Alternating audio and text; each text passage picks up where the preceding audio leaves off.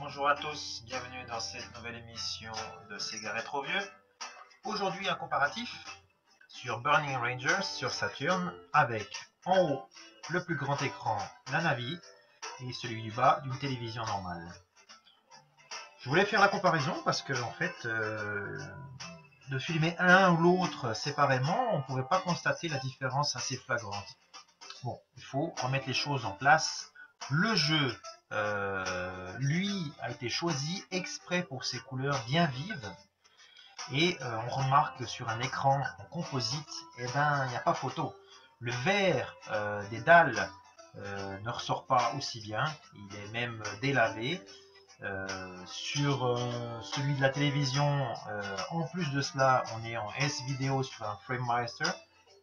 Et pas en RGB, donc je pense que la qualité serait encore meilleure si j'avais filmé ça avec donc un câble RGB. Ma console n'est pas modifiée, donc c'est pour cette raison que je suis là-dessus.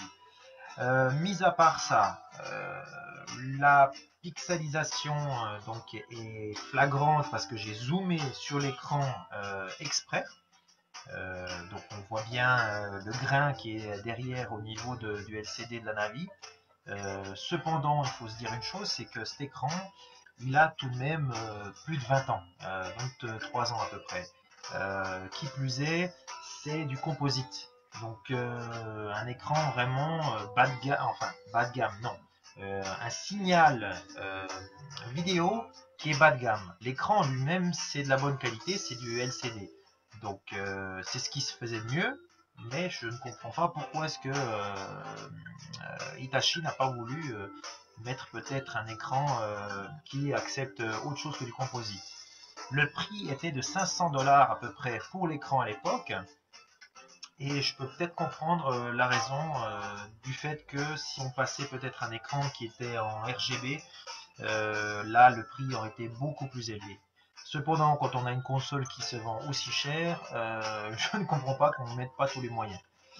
Va savoir, il y a 23 ans de ça, peut-être que le RGB de cette taille-là n'existait pas. Donc voilà, j'espère que ce petit comparatif aura été assez flagrant. On remarque bien au niveau du personnage aussi les différentes couleurs. Et c'est vrai que c'est beaucoup moins chatoyant. Le rouge vire vers le orange, le vert vers le bleu, et ainsi de suite. Mais c'est le jeu qui veut ça. Voilà, j'espère que ça vous a plu.